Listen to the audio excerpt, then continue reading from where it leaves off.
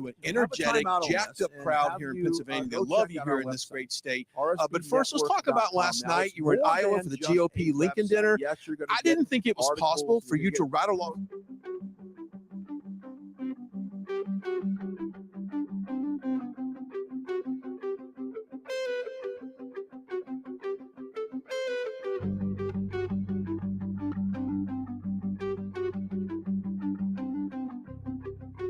Have a few minutes with the president here in Erie, Pennsylvania. And before you step out to an energetic, jacked up crowd here in Pennsylvania, they love you here in this great state. But first, let's talk about last night. You were in Iowa for the GOP Lincoln dinner.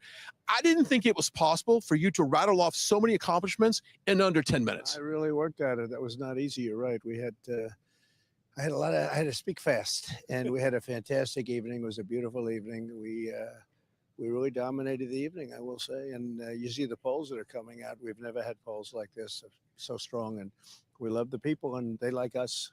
I think you broke a record on handshakes as well in your hospitality. We saw that, and you by far had the most people. That hand is still feeling it. But we had, I think we probably shook over 1,000 hands or something like that. And other people were not too well received. Yeah, absolutely. Okay, let's talk about these poll numbers. Now, in the primary, he's got a 50-point plus lead on anyone in the primary. And if you look at the head-to-head to Biden in some of these early states, you've got a lead on that as well.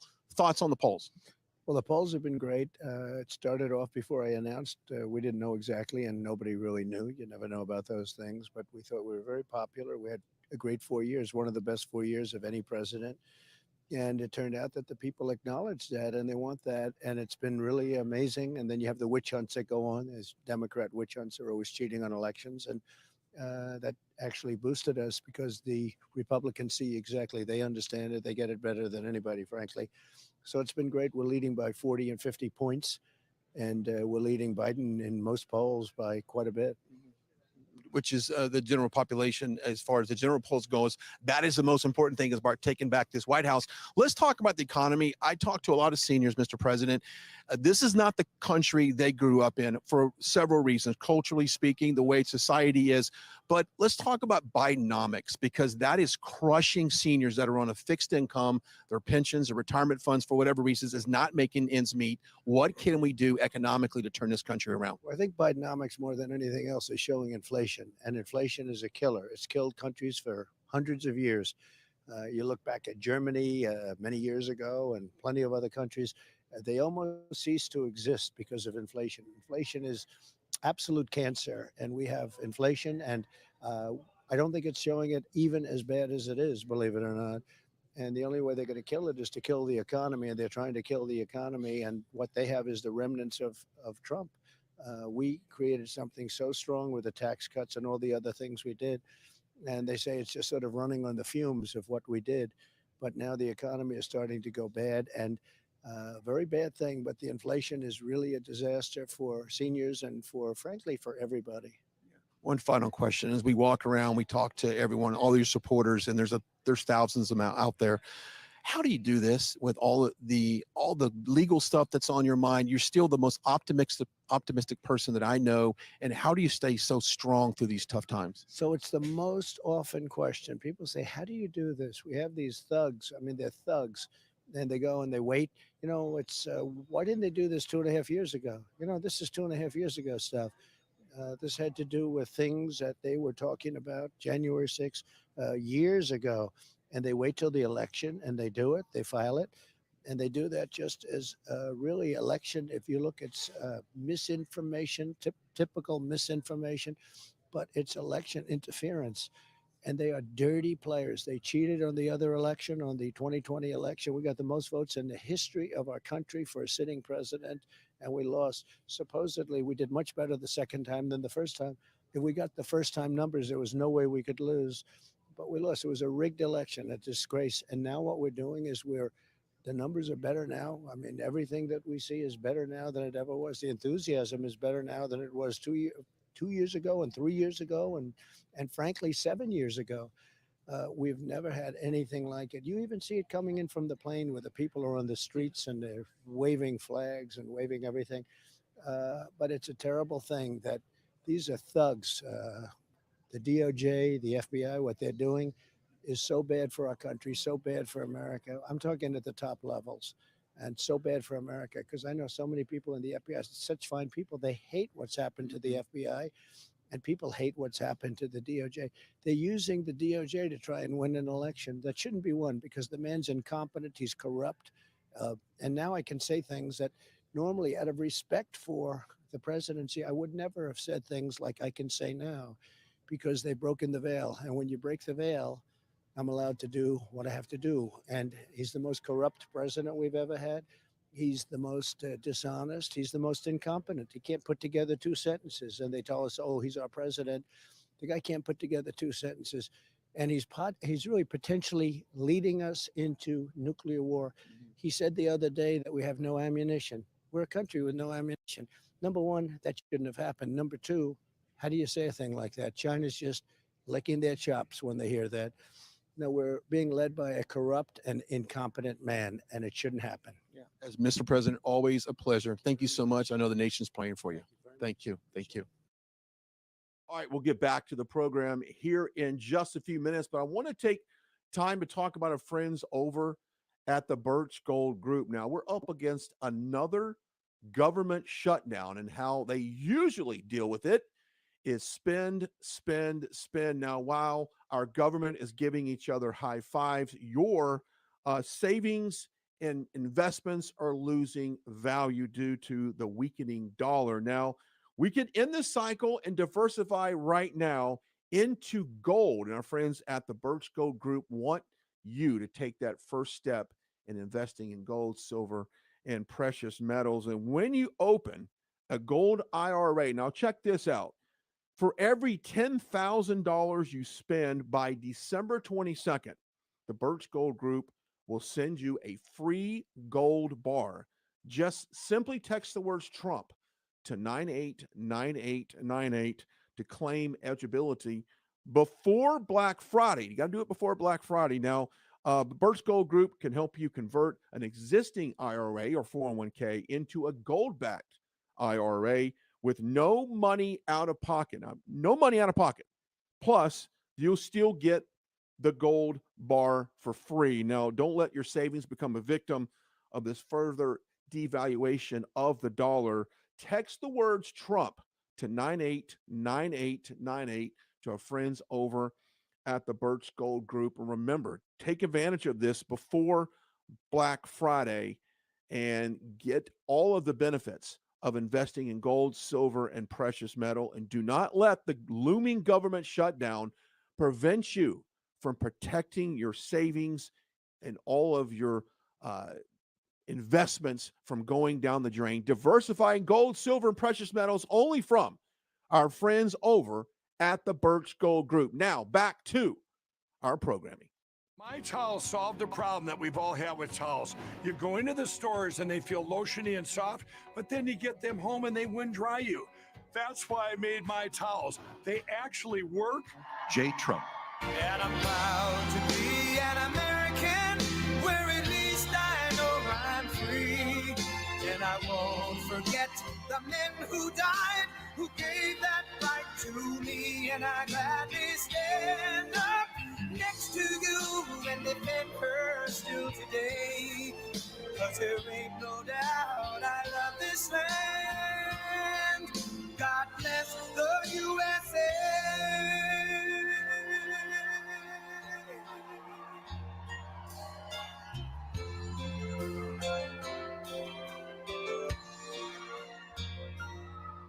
From the lakes of Minnesota to the hills of Tennessee, across the plains of Texas, from sea to shining sea, from Detroit down to Houston and New York to LA, where there's pride in every American heart, and it's time we stand and say that I'm proud to be an American, where at least I know I'm free. And I won't forget the men who died, who gave that right to me. And I gladly stand up next to you and defend her still today. 'cause there ain't no doubt I love this land. God bless the USA.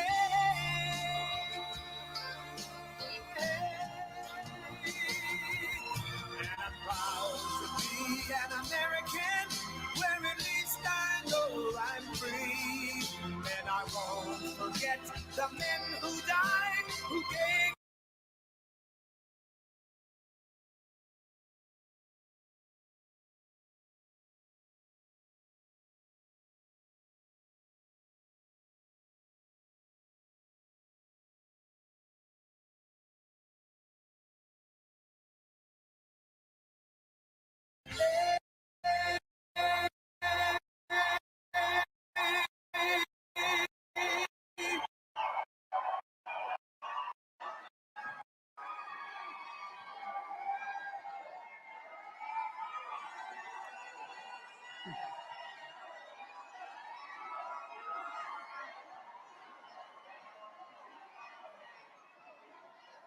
Well, thank you very much, everybody. And it's great to be in one of the truly great places of the world, Florida. Thank you very much.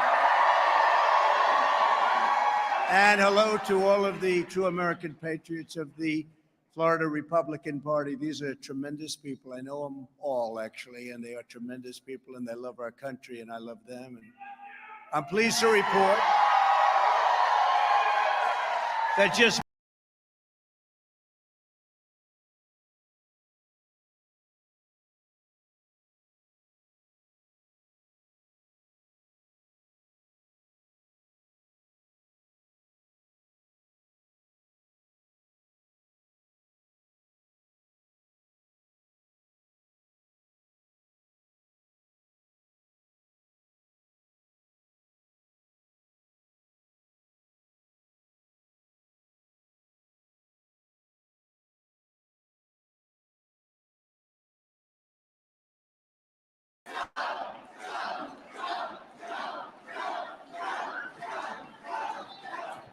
I want to thank a man who's done a fantastic job, State Party Chair Christian Ziegler.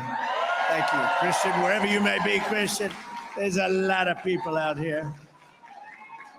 He's been really fantastic, and we appreciate it.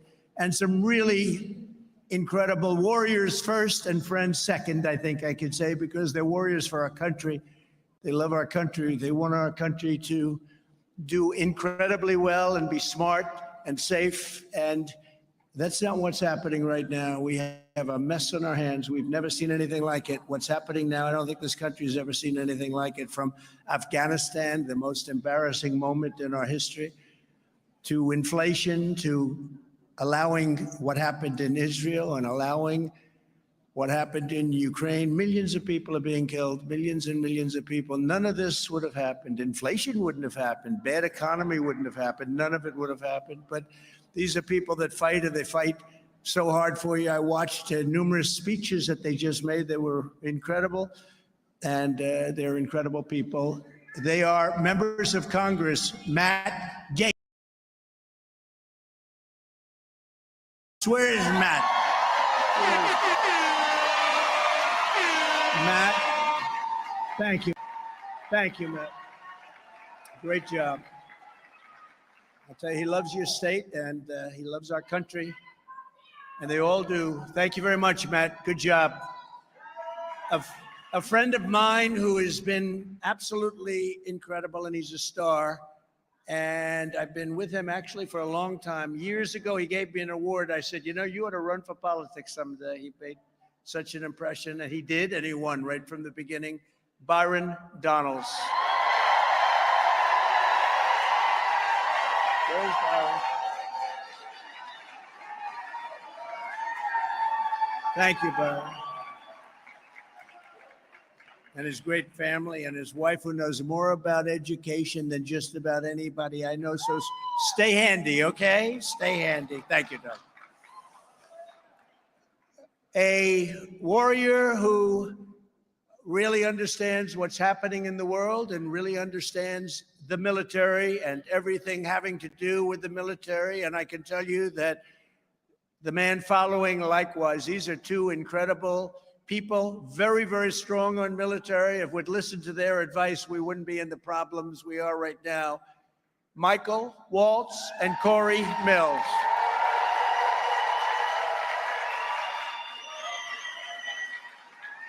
Thank you. Great people. These are really great people, incredible. And they are warriors. That's what we need. We need warriors. We can't have non-warriors. As well as Kansas GOP chair has done a fantastic job. Mike Brown is here. Mike Brown, thank you. Thank you very much, Mike. Thank you. Great job.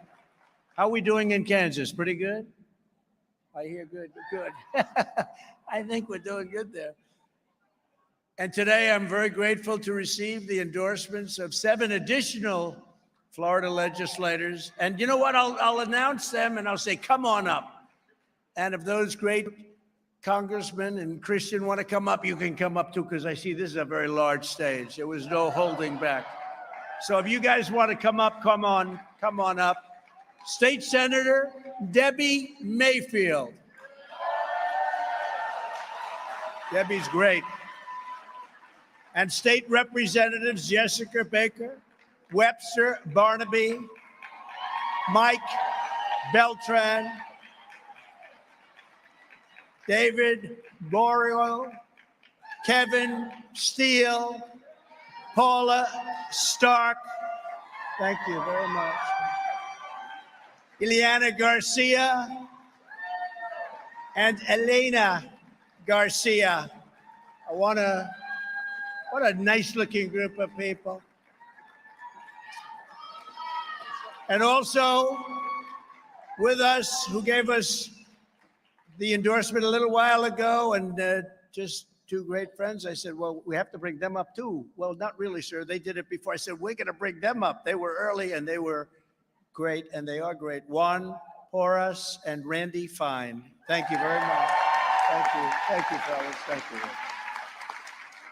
Great job. Not present, state senators. You know, Joe Gruters is an incredible man. You know that, right? And he's been with us from the beginning, and he's been right. We would all agree he's been great. And Ana Maria Rodriguez, you know that, great. And she sends her love, and she's on some very important work. And another person who gave us a very big endorsement on Friday, and it got a lot of publicity, because he's an important guy and he's a very good guy, and he's a U.S. Senator, and it's called Rick Scott, U.S. Senator Rick Scott. He's been a friend of mine for a long time, and he gave us a beautiful endorsement. So thank you all very much. I appreciate it. Thank you. Thank you very much.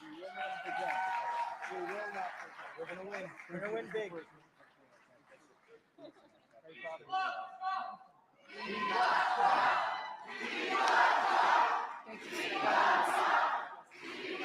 I appreciate what you did on the board.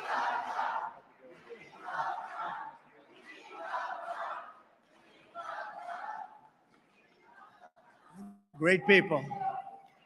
For 7 years, you and I have been fighting side by side to rescue our nation from the evil and sinister forces who hate it and want to destroy it.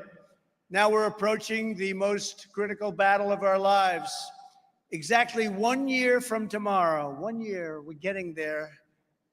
But 1 year is a long time with the kind of destruction these people can do. They're grossly incompetent. You'll vote in the most important election in the history of our country. I believe that. You know, I used to say 2016 was the most, and I meant it at the time, but this is maybe far more important because our country is failing. We're a nation that's failing, but we're going to finish the job we started. We did some job, and we're going to finish that job. We're going to finish that job. And crooked Joe Biden's banana republic ends on November 5th, 2024. It's a banana republic.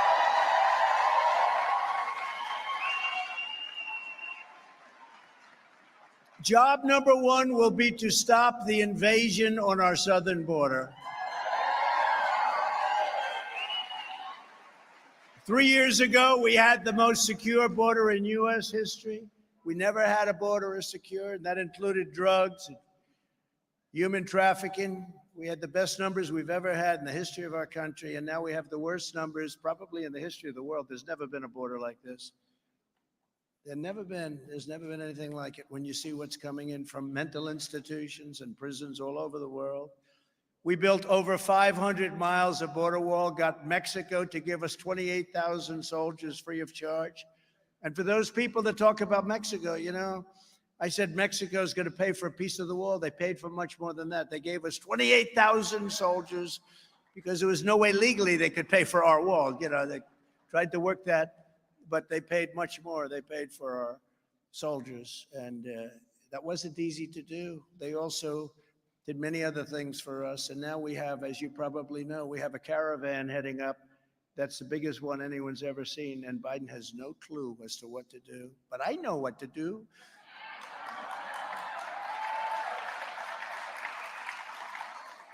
We also deported illegal alien criminals by the thousands and thousands, and we got them out, MS-13 by the thousands. We slashed illegal immigration by over 90%, think of that. And under Biden, the United States has become the dumping ground of the world, with gang members and inmates being emptied into our beautiful land, our beautiful country, emptied. Tough, tough people. A lot of them as bad as you can ever find. And they're coming into our country by the tens of thousands.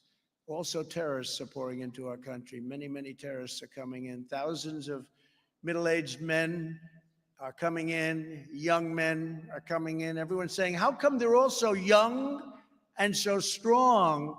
And they're coming from China. 16% come from China. Why are they all young and strong, mostly men? And you look at other countries are well represented also, including countries that right now are fighting in the Middle East. They're coming in by the thousands and thousands. We have no idea actually where they come from. We think they come from different parts. These people have no idea what's happening. They're destroying our country. They're destroying our country. The countries that are sending these caravans are trying to extort the United States out of billions and billions of dollars, but Biden doesn't want the caravans to stop. He probably wants them to come in. He doesn't know what he's doing. Look, the guy can't get off a stage. It's crazy. I say it. I've watched him again. Every time he goes on the stage, he can't get off. Exit. Like on this one, this is a hell of a big stage. What was on the stage before, Christian? They must have had a massive choir or something. This is a hell of a stage. But he would not be able to figure out. There's about 7 staircases that I see. He would not be able to figure it out. He can't put 2 sentences together, and he's in charge of our nuclear negotiations. But I think he wants our country to fail. I really believe they must, or the group that's actually running the country must want it to fail. As president, I stopped the caravans, and I did it very quickly. They can be done, and it can be done. They can be stopped. But the people running it, you look at the people running it, look at the people in charge. They're grossly incompetent. They don't have a clue, and they really don't know what to do. I believe they don't know what to do.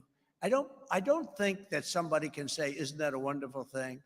You know, countries are very smart. I got to know many of the presidents, the prime ministers, the dictators, the non-dictators, the people that get elected legally and the people that get elected illegally. I got to know every one of them. I tell you, they're very smart people. And when they're sending people into our country, they're not sending their best. They're keeping their best. They want to keep their best. You know, that's pretty basic. But we're getting some very rough people coming into our country, and it's got to stop. And we've got to have the largest mass deportation effort in history. And we're going to be started immediately. And I'm helping Biden when I say that, because when people are watching, you know, right now, if you watch Biden, they look at this guy who doesn't know what the hell's happening. Right now, when they hear me say mass deportation, and we're leading Biden in all the polls, but mass deportation, I'm helping Biden because people are going to stop. It's going to slow them up. Biden came in, he invited everybody in. It's like an invasion of our schools, our hospitals. We don't have hospital space. We don't have anything. There's no country where this would be sustainable. There's no country. When I'm reelected, we will tell the foreign nations that sending caravans, that all of these caravans that are coming up will not get 1 more cent of American money. You know, when you explain no money, no anything, no education, we're not going to take care of you better than our vets. You know, they get taken care of with Biden better than our great vets who are living on streets. We had that situation taken care of so well, and now it's right back where it started. And for any radical left charity, nonprofit, or so-called aid organization supporting these caravans and illegal aliens, we will prosecute them for their participation in human trafficking, child smuggling, and every other crime we can find.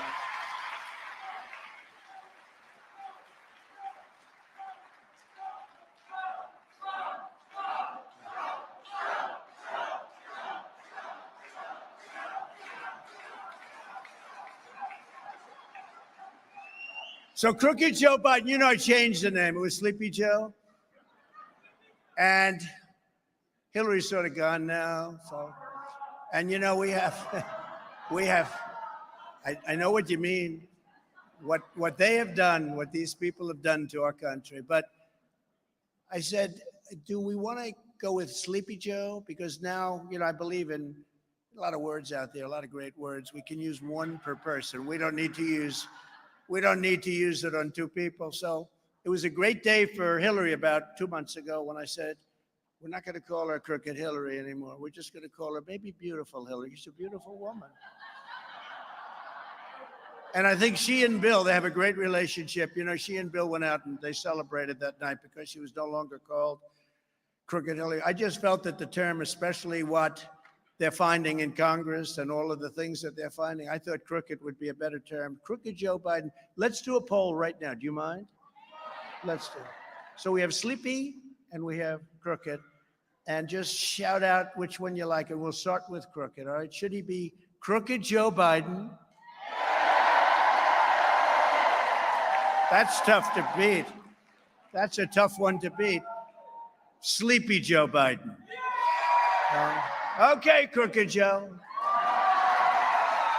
But Crooked Joe Biden is importing millions of illegal aliens from all over the world and putting them on the fast track to welfare, free health care, food stamps, government housing, work permits, education, everything. They get everything. And again, this is not sustainable. These are millions and millions of people. On day 1, I will shut down this travesty, terminate all work permits for illegal aliens, and demand that Congress send me a bill outlawing all welfare payments to illegal migrants of any kind. We have to ask them to leave. We have to ask them to go home. We have to. And we start with the really bad ones first, if that's okay. Some people say, oh, we got to get the bad ones out. We have really bad people. And we got to get them out of here fast because this is a bomb that's waiting to happen. This is a terrible thing.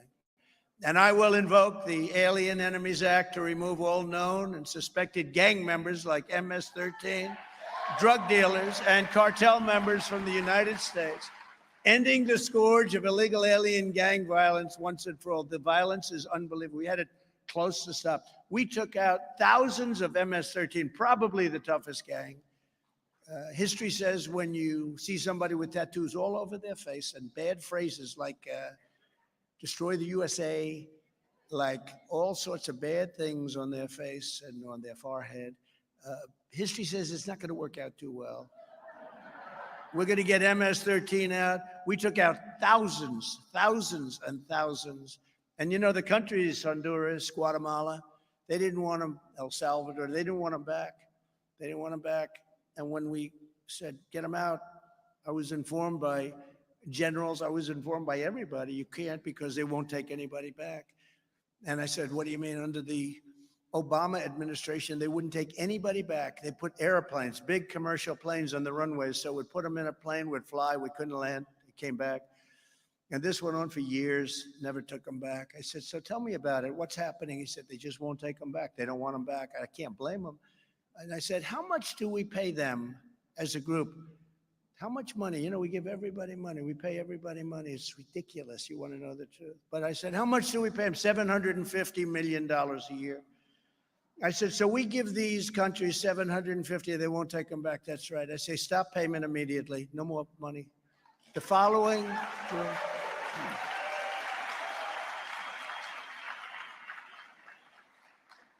I did exactly what Matt Gaetz would have done. Okay.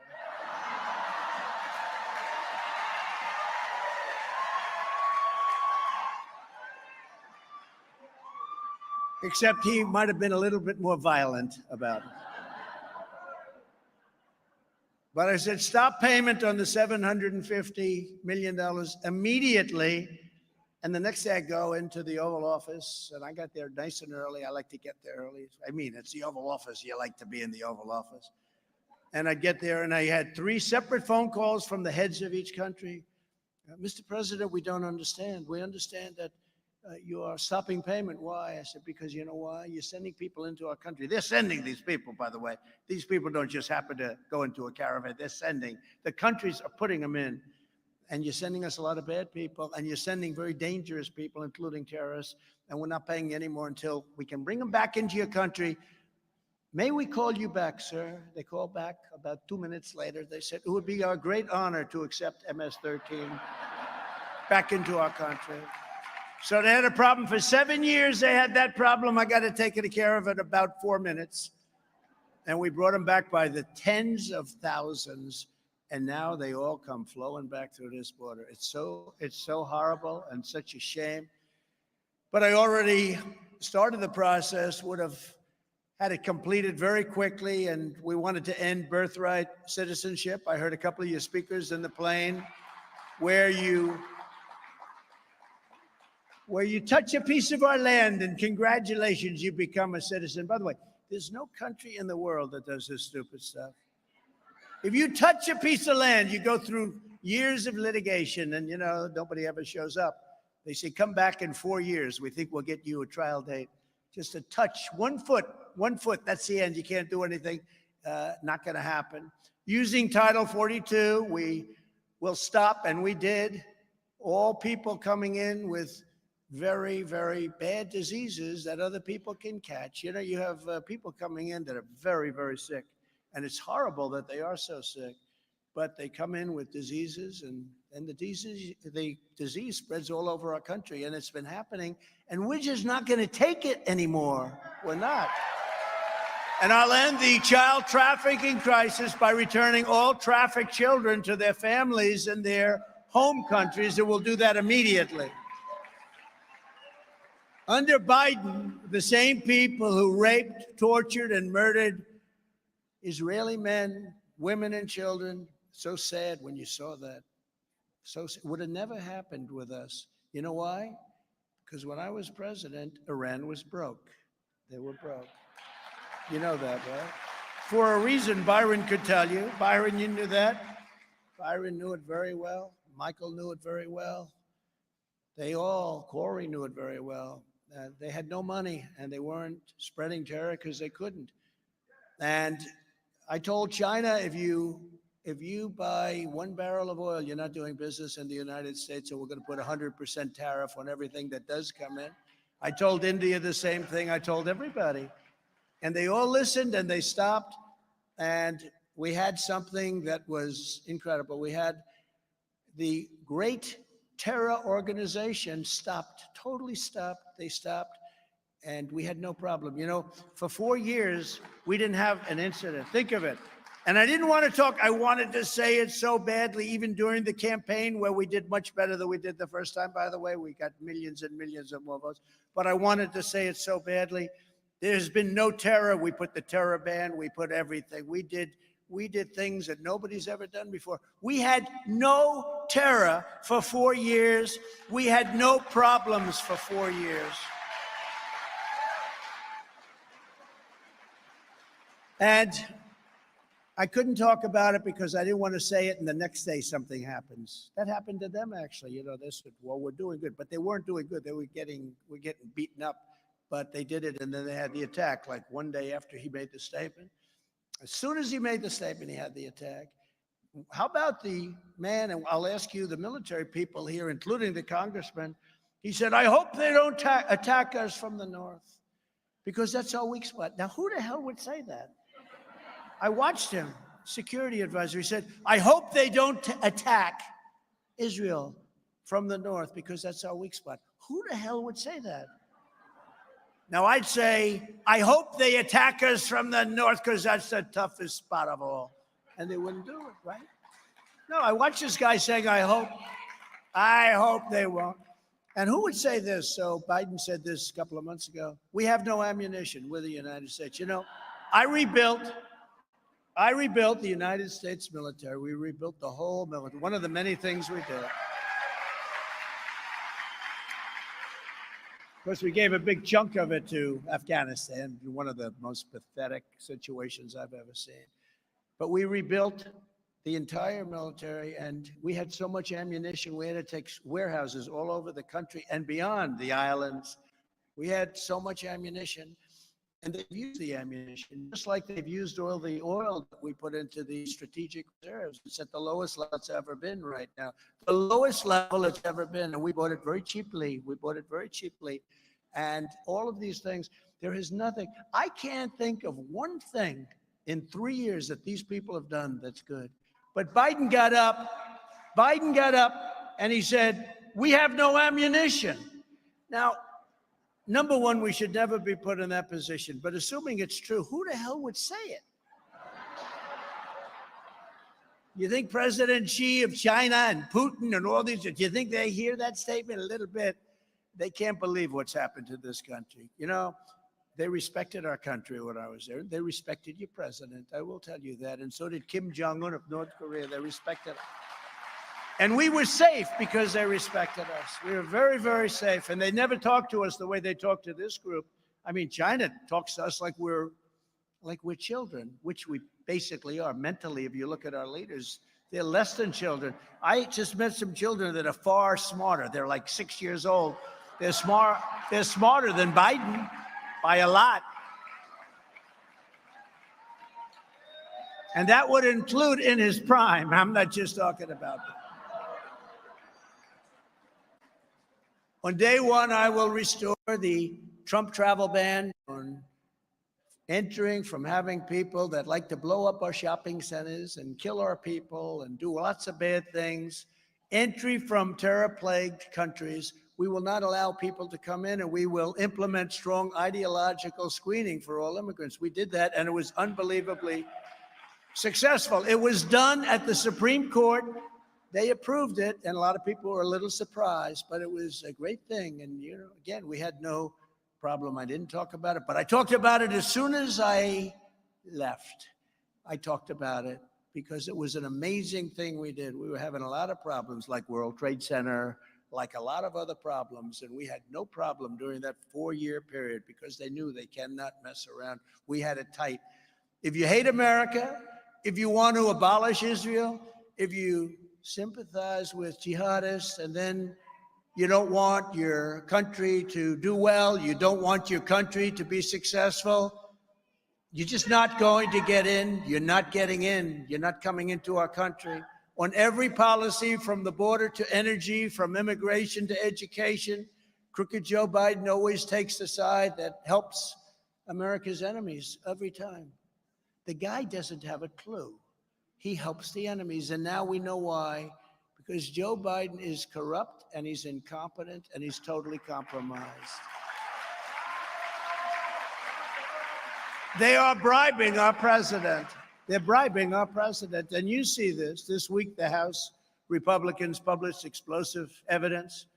And I'll tell you, they've done a great job. They've really done a fantastic job. They really have. Amazing. Very explosive evidence proving once and for all that Crooked Joe received $40,000 in cash and $200,000. Every day you see it's a different check. But $40,000 in cash laundered out of China. And the real number, and when the final results are in, you're going to see millions and millions of dollars. Remember during the debate, Chris Wallace, how's he doing, by the way? Chris Wallace was there. And I said, why are you getting $3.5 million from the mayor of Moscow's wife? And Biden couldn't answer the question, but Chris Wallace came in and helped him. You're not allowed to ask that question. Why not? 2 years later, that became a big subject. Why did they get $3.5 million from the mayor of Moscow's wife. It's a horrible thing. We brought it up, and he wouldn't let it be. I said, "Who am I debating here? Am I debating two people or one person?" But I've had that every single debate, just about, right? The laptop from hell said Joe was getting 10%, and now we have the cold hard proof that Crooked Joe got exactly 10% of a very big payment from China. He got the money, he got it in his account. That's what, could you imagine if I got it? I would, man. They say, we are thinking about reinstituting the death penalty. That's why the number one phrase out there right now, if you look at it, the number one phrase, and I'm greatly honored by, but they have hats and everything all over the place, not sold by us, although we may start it. Why not? Trump was right about everything. We've been right about everything.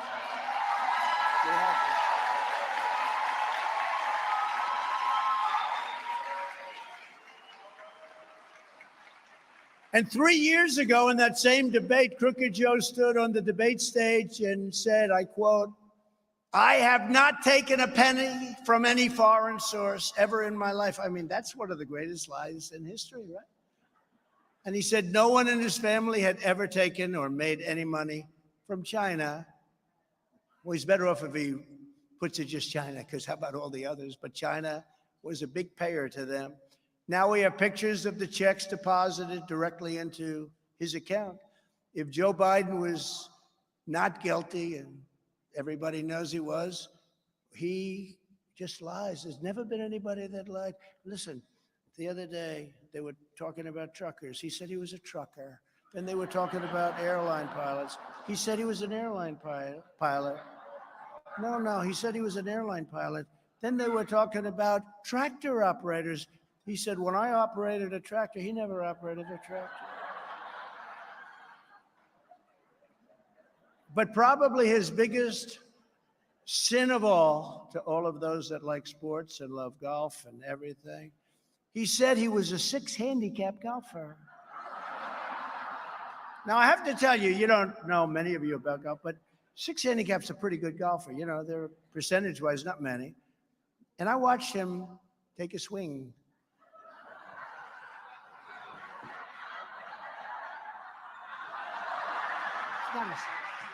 He's not a 6. He's not a 12. He's not a 25, and he's not a 36. You know, 36 is the max. He doesn't qualify for any handicap. He's a 6. I have friends that are very good golfers. They're 6 handicaps. I say, Joe Biden says he's the equivalent of you. No, it's just a lie. Everything's a lie.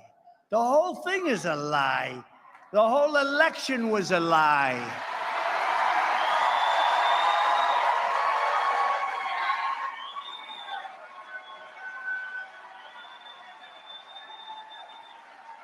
As president, I will be creating a Truth and Reconciliation Commission to shed sunlight on every dark and rotten corner of Washington, D.C., starting with Biden. And you got to understand, we were doing a job. I got rid of Comey. I got rid of the FBI top guys. I got rid of them all. Boy, oh boy. If I didn't, I probably wouldn't be standing here talking to you, because that was a bad thing they were planning. It was good instinct. A friend of mine said, very strong political person that everybody knows, he said, that's going to be the biggest mistake. Firing this guy, when I fired him, will be a big mistake. Look at what's happening. And last week he said it was one of the greatest political instinct moves that he's ever seen, firing Comey, because there were bad things planned. And we learned all about them, because that was like throwing a rock into a hornet's nest when I fired that guy. And then we learned about the insurance policy. Remember the insurance policy? Remember the two? Darling, darling, right? Darling, she's going to win, isn't she? Yes, darling. She's going to win 100 million to 1. But in case she doesn't win, we have an insurance policy. I said, whoa. That was the beginning, right, fellas? All you guys, that was the beginning when they said we have an insurance policy. That meant that they had a policy that if I won, they're going to get me out of office. These people are corrupt people. Got rid of everyone, got rid of all of these people. And then we had the COVID. We had to take care of it. We had a lot of things happen. We had a lot of amazing successes. We did a great job in COVID. We never got the credit for the job we did. We let Republican governors keep their states open. Many of them did. Henry McMaster, South Carolina, did a great job. South Dakota did a great job. Tennessee did a great job. A lot of them. They kept them open. No.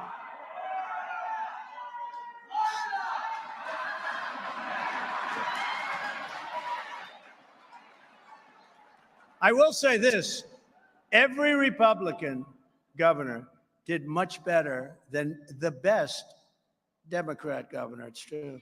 What they did, because some of them kept them open, some of them was not too many, frankly, but some opened up pretty quickly.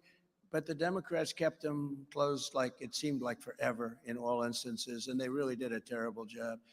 Crooked Joe puts China first, Russia first, Venezuela first, Ukraine first, illegal aliens first, environmental lunatics first, everyone else first. He puts them ahead of our country.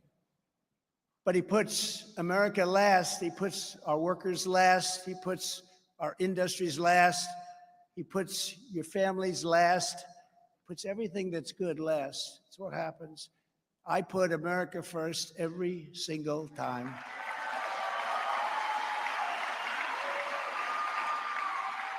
And our country is under the highest level of threat. You saw that the other day. It came out of a lot of different people's mouths. Highest threat that we've ever had, and yet all they do with the DOJ and FBI is, let's go after Trump and his family. Let's go after Trump. It's pretty sad, but it's no wonder that crooked Joe Biden and the far-left lunatics are desperate to stop us by weaponizing law enforcement, which we can't allow. But it does mean that the next president is able to say to the Attorney General, you know what, there's somebody running over there, and he happens to be a Democrat. He's doing very well, and he's killing me in the polls. Indict him, because that's what they did. This has never happened in our country. It happens in third world countries. Never happened in our country before. By weaponizing law enforcement, they go out and they weaponize law enforcement. It's really high-level election interference, and the congressmen and all of the people that we introduced today are doing a lot of things about it. People are very concerned about it because it really brings us into a very low level as a country. And we're beating them so badly in the polls that they feel that's the only way they can win. That's their form of cheating. You know the forms of cheating they did last time? This is a different form of cheating. In the Harris poll, we lead the primary field by 50 points with Trump at 61 and Ron DeSanctimonious at 11. And Bert Brain at 6. And we're demolishing crooked Joe Biden and the general by 10 points, 11 points. How about ABC Washington Post? They came out with a poll a week and a half ago that Trump is leading by 9. Then they said, whoops, we made a mistake. It's actually 10. Whoops, we made a mistake. It's actually 11. They say it must be an outlier. So they spent $1 million on a poll. And when the result came out, they said, oh, it must be a mistake. It's not a mistake. You go to every house, even coming here, we're passing houses. Every house has a Trump sign, Trump 2024.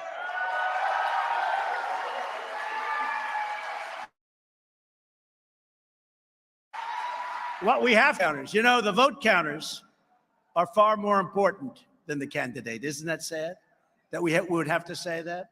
But the vote counters are far more important than the candidate, what they do and how they do it. And we have to be very, very careful. People say to me so often, you know, are you sure that's going to be good? We have the best people in it, but these are really crooked people. They cheat, and they cheat like hell. And you know what? If they didn't, they couldn't win. Look, open borders, high taxes, weak, woke military. I mean, what they did to our military, but our military is incredible. The strength of our military. You know, we defeated ISIS. We took out ISIS 100%. Soleimani, al-Baghdadi, the job we did, our military is incredible. But we have to be vigilant. We have to be strong. And we can't let these people push us around when it comes to election time, because we have all the votes we need. I tell people when we put them on, don't help me with the votes. We have the votes. Help me with, it used to be election day. Now I call it election period. We have 62 days in some case, 62 days, where they have it 2 months before you can vote 2 months before. And in case you need more time after the election is over, you get 2 weeks extra. You don't even know it's so horrible what they're doing. We should have all paper ballots, voter ID, and same-day voting. Same-day voting, like they have in France. You know, France had mail-in ballots. Mail-in ballots are a disaster. They're a disaster. California sends out 36 mail-in ballots. They go all over the place. Some people get 6. Some people get 8. And many people, Republicans, I don't think do it much, but many people, they take those ballots and they send them all back in. But you look at some of these mail-ins, you know, Jimmy Carter, who, by the way, is the happiest man around today, because he is no longer considered a bad president. In fact, compared to crooked Joe Biden, I probably think he's considered one of the most brilliant people on earth. He's a happy man, which is good. But, you know, he had a commission with some other prominent senators, and they came to one conclusion: you can't do mail-in ballots. France gave it up because it was very corrupt, and they went in their last election. They had 36 million votes, all done in one day, strong voter ID. They had very strong identification, and they had a winner and they had a loser. At 10 o'clock in the evening, everyone went home. The winner was happy, the loser was unhappy. There were no disputes. Same day voting, paper ballots. You know, they make a special paper that's almost impossible to forge. It's great, watermark. Paper ballots and voter ID. It's so good, and it's so easy, and you save a lot of money. It is time for the Republican establishment to stop wasting time and money trying to push weak rhinos and never-Trumpers that nobody wants on the ballot, and to get behind the only candidate and candidates that can withstand the attacks from the radical left horror shows. They are horrible people. They are, and we got to win this election again. We don't win this election. You know, it's interesting. When we were in 2016, all I talked about was the border, the military, but the border, because it was so bad. Nothing compared to, by the way, that border compared to today was 100% better. But I just talk about the border all the time. And then the other things, right? But the border, then I won the election. The problem is I did such a good job at the border that I couldn't talk about it in 2020. I told the story. Every time I mentioned the border, my people would say, "Sir, nobody cares about the border. You fix the border, sir. There's no problem with the border, though." I said, "I want to talk about the border because it can get bad again. Or at least I want to brag and tell people what a great job I did." "Sir, nobody cares what a great job you did." They said that about Ron. You know that I endorsed Ron, and he went from having very little to having a lot and got him elected. And I thought that was nice. And then I got him past the crackhead because that guy was, and don't kid yourself, that guy at the time was a very strong politician. They all said he's going to be a president someday. He's going to be a president. You remember him? Good-looking guy, everything good. And Ron said he can't beat him. I said, "You're going to beat him." We got him past the primary. You know, in the primary, the Secretary of Agriculture was leading him by 37 points. You know that, right? Then I endorsed him, and he became a rocket ship in 24 hours. So we got him there. Then we got him past the election because we did some giant Trump rallies for him. I said, "Ron, you're going to win." He said, "No." He asked me for the endorsement. I said, "You're so far behind that if George Washington and Abraham Lincoln came back from the dead and endorsed you, you couldn't win." He said, "They like you in Florida, sir, very much." I think I could. Tears flowing from his eyes. I said, "I need your endorsement, sir. I need your endorsement, please. I need your frickin' endorsement, please." So I gave him the endorsement, and he got the nomination. We then did the rallies, and he won. 4 years later, they said, "Governor, are you going to run against the president?" He said, "I have no comment. I have no comment." I said, "Wow, no comment. That means he's going to run to me." And I said, "Let's hit him hard right now." And my people said, "Sir, don't hit him. He's a Republican." I said, "I don't care if he's a Republican." And we hit him hard, and now he's like a wounded falling bird from the skies. But I don't like that, you know. And we talk about loyalty because I think it's the same thing. I said to the people, it's so disloyal. I don't think voters are going to like that. And my people said, they don't care, sir. They don't care about loyalty. I said, I think they do care about loyalty. And I was right. They do care. They do care. Every dollar that we spent, and it's true, every dollar that we spend on these never Trump super PACs is a dollar that's being donated to reelect crooked Joe Biden. It's a shame. You know, they have a debate coming up on Wednesday. By the way, we're doing a big rally in Hialeah.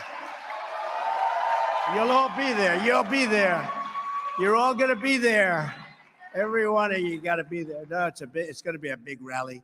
But we're doing a big rally in Hialeah.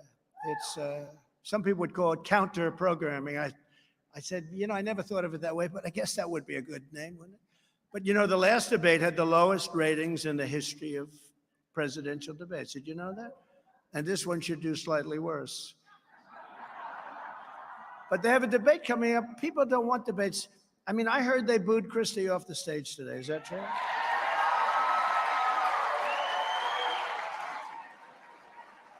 I really say, what's he doing? Look, you know, we're all in a party. We want to win this race.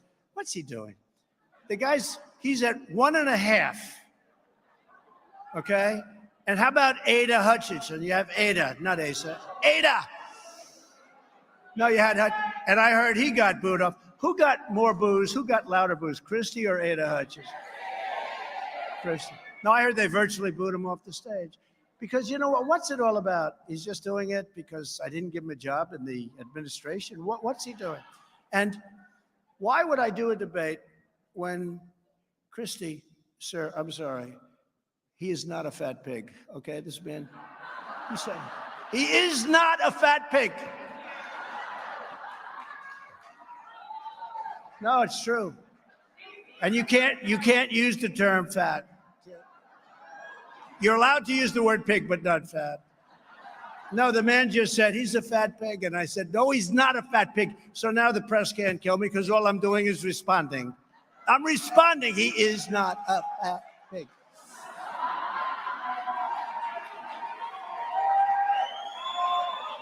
We're 1 year from Election Day. We need to put every dollar and every bit of energy into winning in November. We don't need to have people that are at 1%, 2%, 3% out there doing a thing. And, you know, they say, why aren't you doing? So if, let's say it looks like Bird Brain is going to be capturing. It looks like she might be in second place fairly soon. You know, they're like 7. And we're at 70. And why would you debate? I mean, they are professional politicians. Why would you debate people when you have a 55, 60, 62-point lead? That's lead. You know, you want a smart president, right? I think if I did that, I'd say, we didn't know he was so stupid, right? We want a smart president. But what we're doing instead is we're doing a massive, it's going to be wild. We're doing a big rally in Hialeah, and I hope you're all going to be there the night of the debate. And we'll start it right as they started, right that time. But it's not counter-programming. We didn't mean that to be counter-programming. It just happened to be a coincidence, okay? It's a coincidence. The radical left Democrats rigged the presidential election of 2020, and we are not going to allow them to rig the presidential election of 2024.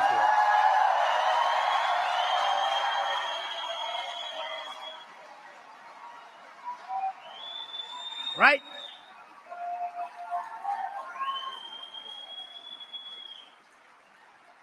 Every time the radical left Democrats, Marxists, communists, fascists indict me, I consider it a great badge of honor because I'm being indicted for you. I am being, thanks a lot, I appreciate it.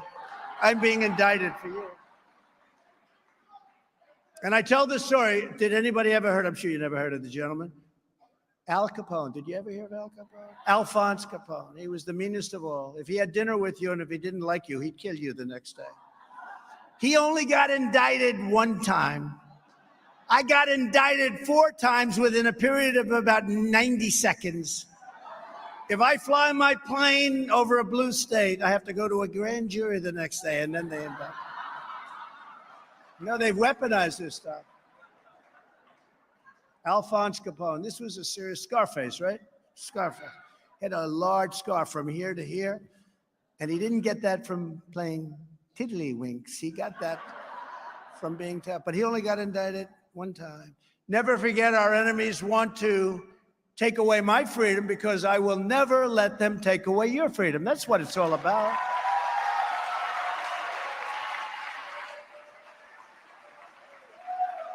And just so you know, if I didn't do this, if I said, oh, I'm going to just relax, I had 4 years with these maniacs. Look, we had China, we handled China really well. We took in hundreds of billions of dollars. Nobody's ever taken in 10 cents. Now, one president took in, I took in hundreds of billions of dollars. We have North Korea. We got along with North Korea. Kim Jong-un and I got along. The press hated it. They said it's terrible that he gets along. No, it's not. He has massive nuclear weapons. We don't want people going around. We got along very well. Russia, I told Putin, I said, you can't go into Ukraine. If you go into Ukraine, we're going to have big problems. I told him what? He said, no way you're going to do that. I said, way. I'm going to do that. And we got along great, but he said, no way. I said, way, no way. We argued for about, and he didn't believe me, but you know what? He believed me 10%. That's all you needed. We only needed 10%. And they weren't going in. It wasn't even a thought. And it was the apple of his eye. We used to talk about it. It was the apple of his eye. But they weren't going in. When they saw Biden's gross incompetence and those television generals, we have great generals, by the way. We used them to defeat ISIS. They did it in record time, 4 weeks. It was supposed to take 5 years, maybe 4 years. And they didn't even know if they could do it. And we did it in 4 weeks. We have unbelievable generals, but not the television guys, right? Not the television guys.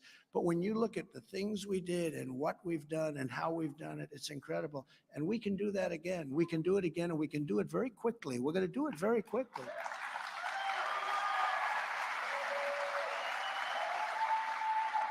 You know, they don't use this line anymore, but DeSantis was saying, oh, you have to see. So I think it was NBC. Because branding is a very big deal, right? So I call him Ron DeSanctimonious. I call him Ron DeSantis. So NBC, sorry, no, he's all right. Leave him alone. He'll be fine. He's recovering. Leave him alone. But some, big broadcaster, it wasn't meant as a comedy. Ladies and gentlemen, it's an honor to have Governor Ron DeSantis with us today. I branded him as DeSantis. They called him DeSantis 3 times. I loved it. I thought it was great. That's great branding, right? But he tried to change his name too, to D, right? Ron DeSantis, right? Remember that? He wouldn't respond to people unless they call him DeSantis, which I don't think is as good. DeSantis is better than DeSantis. And I did give him one message. I said, never change your name in the middle of a campaign. You agree?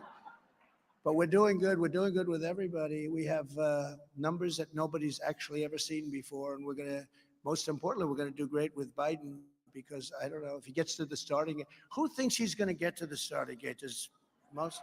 Okay, ready?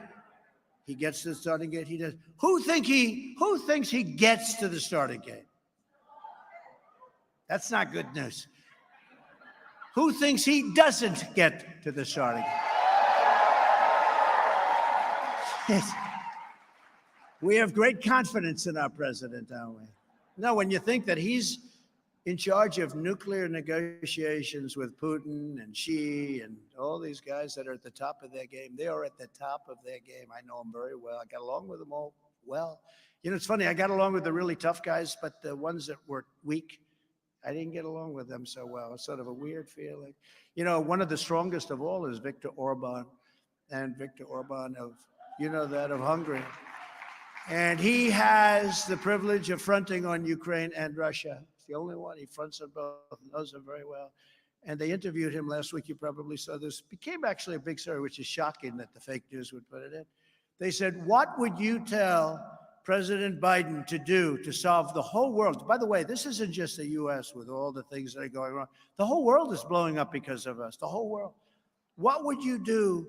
What would you tell him? And he goes, I would tell him to immediately resign and put Trump in charge, let him be president again, because for 4 years, this world had no problems. China respected him, Russia respected him, North Korea respected him, and they were afraid of him. I don't want people to be afraid, but that's okay. If they are, that's good too, right? You want to be a little unpredictable.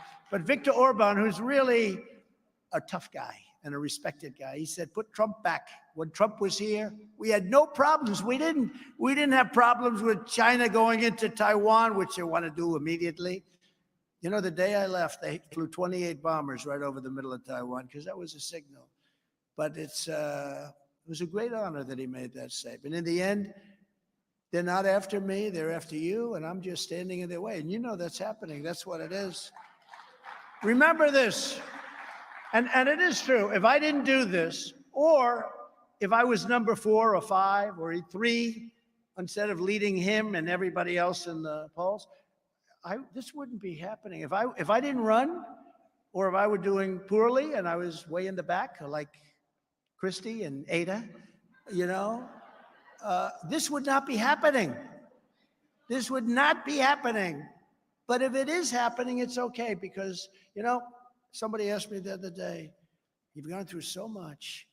If you had it to do again, you had the greatest life in the world. The greatest. I mean, you couldn't have had better.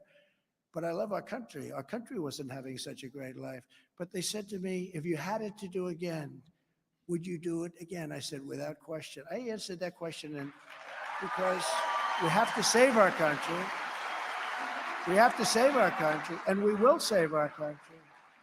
You know what I called this the other day. Some people thought it was an incredible term. They never heard of it. I called this 4-year period. It's a 4-year period when it's up. I called it a pause. It's a pause. And we've learned from the pause. We've learned that all of these things that they have don't work. You know, the energy is a disaster. We were energy independent, and now we're going to be energy dominant within a matter of months. We're going to give tremendous amounts of oil and gas to Europe. We're going to make a fortune. We're going to pay down debt. We're going to lower taxes still further. You know, I gave you the largest tax cut in the history of our country. We're going to lower taxes further. But think of it. 3 years ago, we were energy independent. We had gasoline selling for $1.87 a gallon. And now they want to go to all electric cars. You know what that means? That means that all of our auto workers are going to be out of a job. They're going to be out of a job. They're doing a contract now. I was with them in Michigan recently. I said, you know, the electric cars are all going to be made in China and some other countries, but mostly in China. Because we don't have what you need to do an electric car, but we have the greatest stuff in the world for doing combustion engine cars. You know what it's called? Liquid gold. It's right under our feet. We have more than any other country. And these people want to go all electric. And I said it sounds sort of simplistic, but it's really good. The cars don't go far. You know, wouldn't you like a more complicated? They have a very simple problem. They don't go far, number one.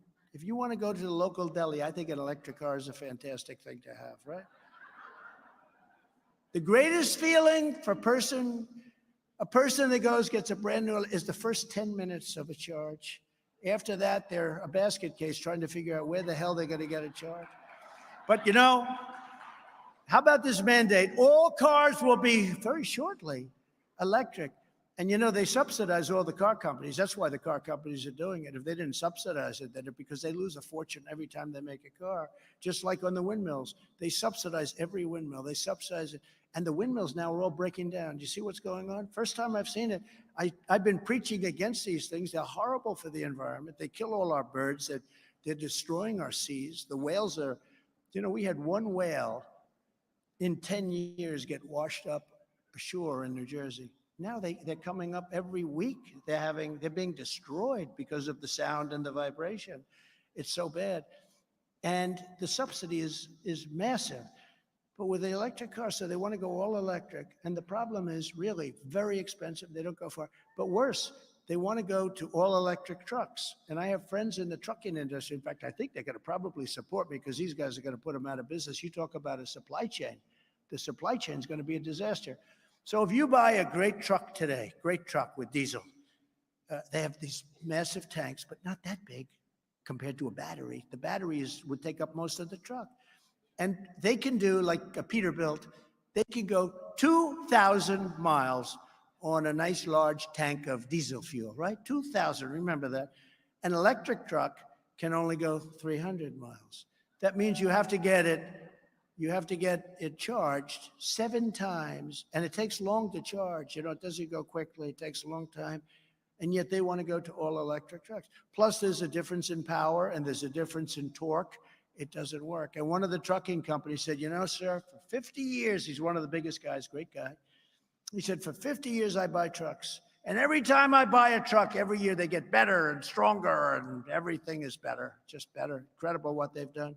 If they go to electric trucks, they will have set us back 60 years because they don't work. The other problem they have is the battery is so big that it would take up most of the storage capacity. You know those big, beautiful trucks? That sucker's going to be loaded up with a battery because you can't make a little battery. It's got to be a big battery. They just don't go far enough, and they don't work. And nothing you can do can stop it. I was in South Carolina. I met with a boat company, the great boat company, really make a lot of boats, very beautiful fishing boats and everything else. And he said, we have a problem. They want us to only go 2 miles an hour. I said, how long? Out to 90 miles. How far do the boats go? They never go beyond 60. Okay, this is not good. So the boats are, you know, meant for speed and they're not allowed to go fast. That was one thing. The other thing is, sir, they're going to want us to go all battery. And I asked him, I said, let me ask you a question. And he said, nobody's ever asked me this question. He said, if a boat goes in, because, you know, the batteries, he told me, are so heavy, he doesn't even know if the boats will float. And they take a lot of room, like the entire boat. Instead of a nice Mercury engine with a tank of gas, right? Those beautiful Mercury engines made in America, those beautiful Mercuries, they want to put them out of business. So I said, if you have a boat, and because of the fact that your battery is very heavy and big, let's say it sinks. What happens to you if you're sitting on top of a boat and it sinks and the whole boat is a battery? Do you get electrocuted? And what would happen if you look over there and you see a shark about 10 yards away? Would you go for the electrocution or would you go into the shark? And I told him, but I know what I do. I will take electrocution every single day. No, but they want to change it. The other thing they want to change is our Army tanks. You know, we make the best Army tanks in the world. I kept the factory open in Ohio. I kept it open. First thing, I was president-elect. They wanted to close the Army tank. You could never reproduce these things, but I kept it open. I vetoed that order, which made my congressman very happy over here, I have to tell you. But I vetoed it, and we kept it open. But now they want to make all electric Army tanks. And the purpose is, so we have this great tank, and it goes in, and it's blasting the hell out of a country. But it's doing it in an environmentally friendly way. These people are crazy. And they do have a problem with the size of the battery that you need to have it operate, because the Army tank would take a slightly different look. You'd have the tank the way it is, and behind it, you'd have this massive truck, which would be pulled by the tank. They want to do it environmentally friendly. Airplanes, too, they have a new fuel that the plane will be 15% less effective, but it will be environmentally friendly. It's the difference between losing those fights and winning these fights. These people are crazy, and they don't do anything about it. Now, the truck thing is so obvious, but they won't do anything about it. They never will. They want everything to be electric. And remember, you know what makes the electric is oil and gas and coal. You know that, right? Oil and gas and coal. That's what generates everything to make the electric. And in California, they have blackouts all the time, blackouts. And now they're supposed to take millions of cars on the same grid. I'm telling you that people, there's something wrong with them. And you know, everybody in this room, when I explained the trucking and the supply chain, and you can only go 300 miles versus 2,000 miles, there's not a person in this room that doesn't understand that. We don't have to meet for hours. I can tell you that story, and then you can just say, okay, we can't do it. That's it. We go, right? These people don't care. They say, we don't care. We're doing it anyway. We don't care. I'm telling you, there's something wrong with them. They don't care. So what we have is more than a campaign. It's a movement. It's the greatest movement in history because, you know, never been a movement like it. You know, years ago, like Pat Buchanan, he did well in New Hampshire. I think he came in second place, but nice guy, Pat Buchanan. Other people, they did well. They didn't even have to win a primary, and they became famous for life. We won in the last time 50 states. Think of it, 50 states. We won every state. We then did great in the election. We got 12 million more votes or so, 12 million more votes than we got the first time. I was told, if you get 63 million votes, you can't lose. John McLaughlin said it, great pollster. Fabrizio said it, Tony Fabrizio, great pollster. We got millions and millions more votes than that, and bad things happen. We can't let that happen this time. And you have to be vigilant too. Everybody has to be vigilant, because we're dealing with cheating dogs. But it's the greatest movement of all time. We won everything. This is MAGA, Make America Great Again. I was going to, we had the country going good, and I was going to call the next campaign CAG, Keep America Great, but I hated the word CAG. What do we like better, MAGA or CAG? I think we like MAGA.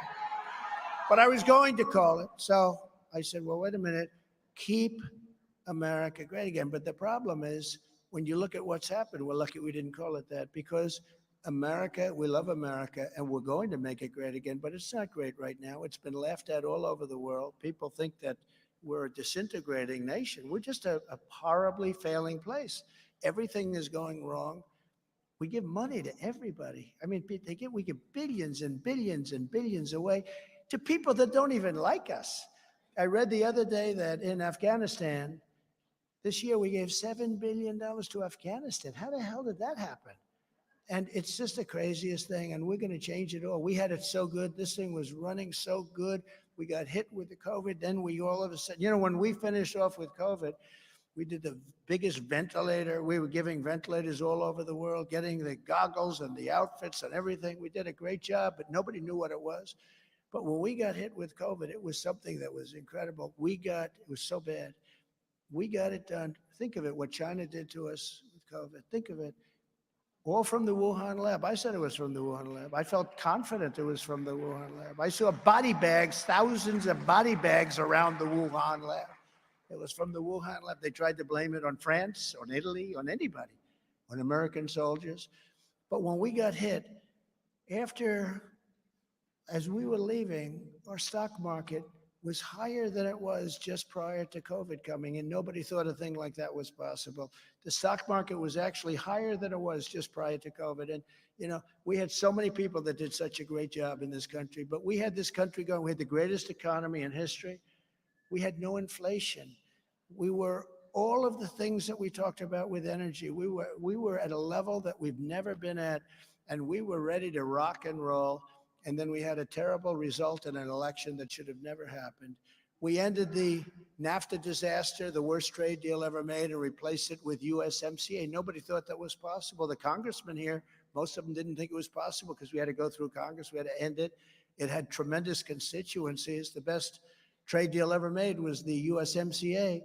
And it was a giant win for Florida farmers and growers and producers. You know that. Tremendous win. I appointed nearly 300 federal judges and 3 great Supreme Court justices, which has been amazing. I kept my promise and recognized Israel's eternal capital and opened the American embassy in Jerusalem.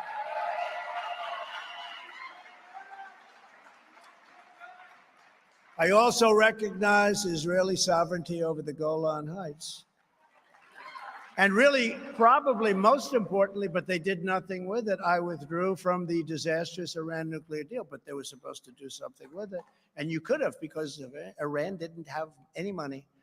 For 4 straight years under the Trump administration, I kept America safe, I kept Israel safe, and I kept the entire world safe. We were safe. We had nothing. This is shocking, what's going on. What's going on now is shocking. All over the planet, our enemies knew that if you try to kill our citizens, we will kill you. If you spill a drop of American blood, we will spill a gallon of your blood. That's what it was. And it wasn't a threat. That was just the way it was going to have to be. And we do it because we want to make sure that we're not starting wars. We didn't have to start wars. In the debate with beautiful Hillary Clinton. She said, look at him. Look at the way he talks. He's going to get us into wars. He's going to start World War III. And I said, no, no. It's the way I talk that will keep you out of World War III.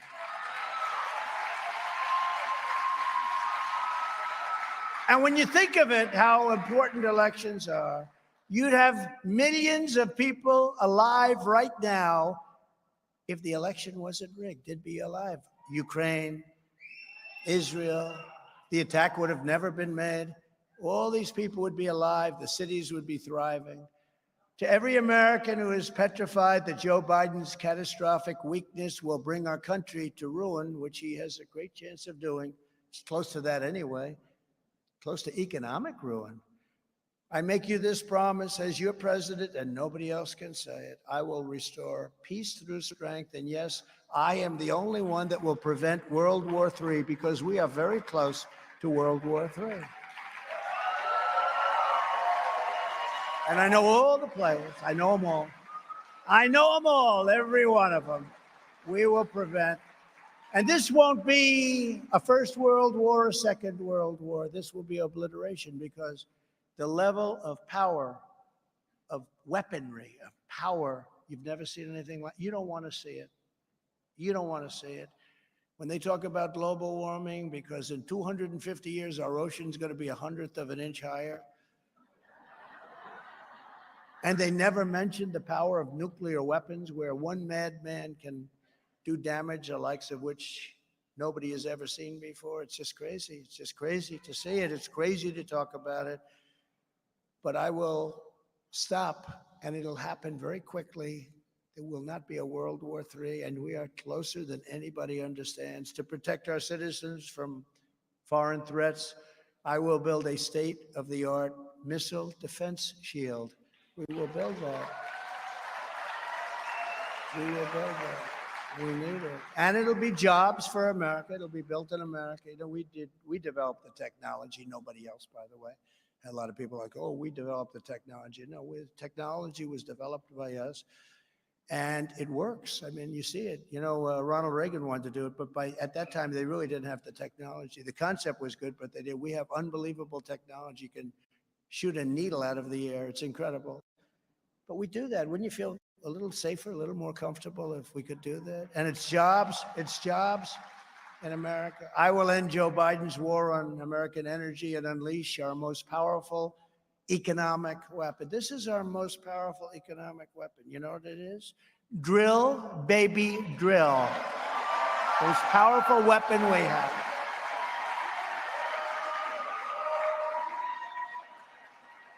We will stop Joe Biden's inflation disaster, and we will rebuild the greatest economy in the history of the world with tax cuts, regulation cuts, energy price cuts, and interest rates cuts like you've never seen before. You know, we had a 2% interest rate, and now it's 8, 9, and 10%, and you can't get the money anyway. So what difference is there? Nobody's buying houses anymore. And unlike Ron DeSanctimonious, I will always protect Social Security and Medicare for our great seniors, because Ron wanted to obliterate Social Security, and he wanted to raise the minimum age to 70 or even 75. When I get back into the Oval Office, we will totally obliterate the rest of the deep state. We're going to obliterate it.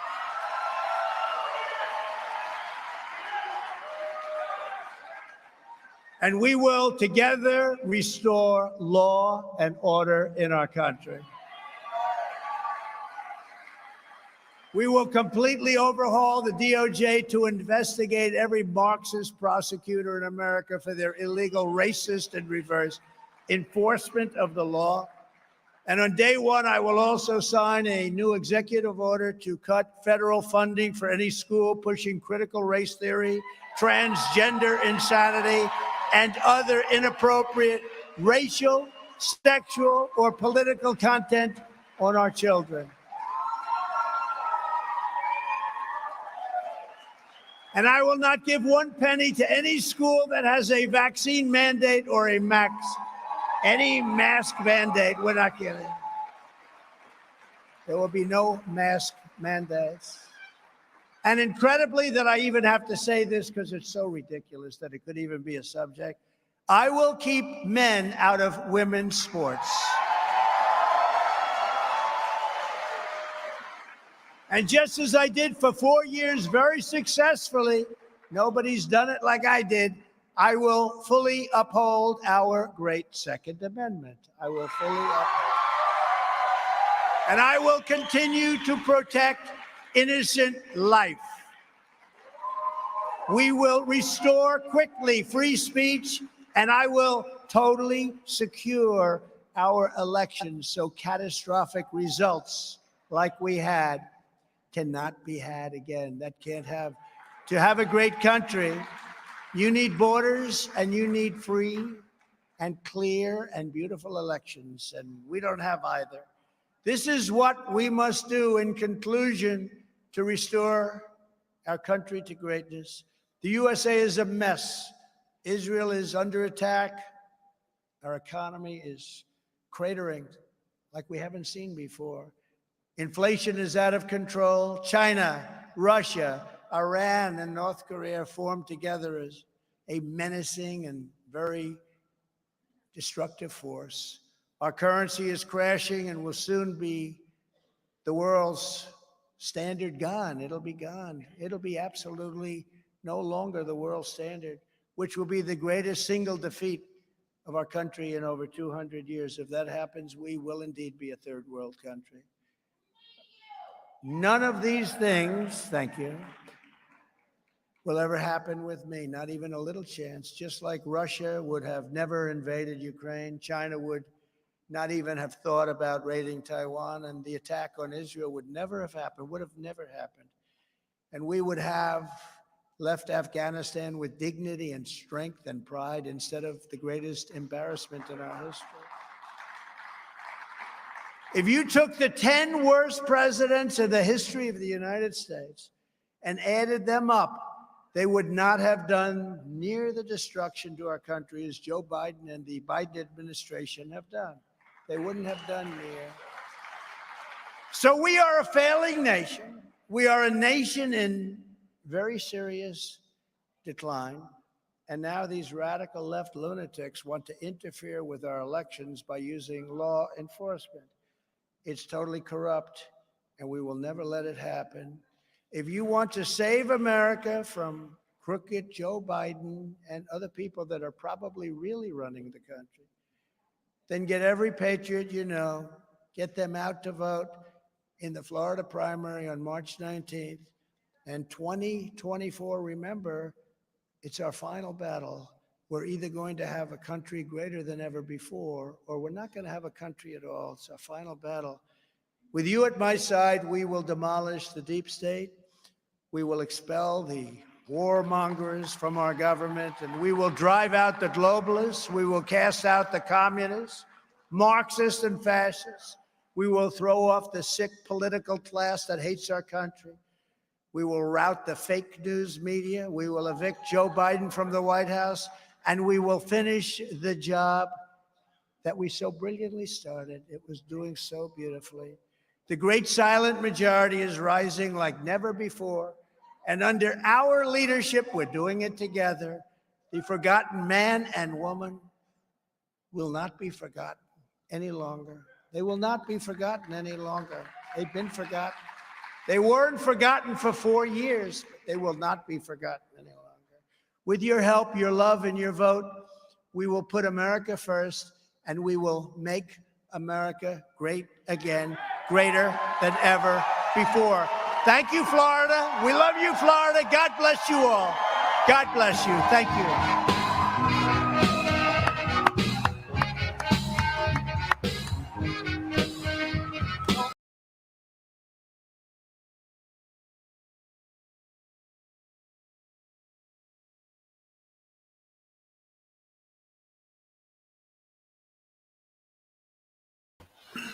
Okay, y'all, we're gonna be starting the movie, so I'm gonna shut this down. Y'all don't go nowhere or refresh the page, and we will be starting the movie shortly. So, yeah, that was Trump's speech, man. Good speech as usual.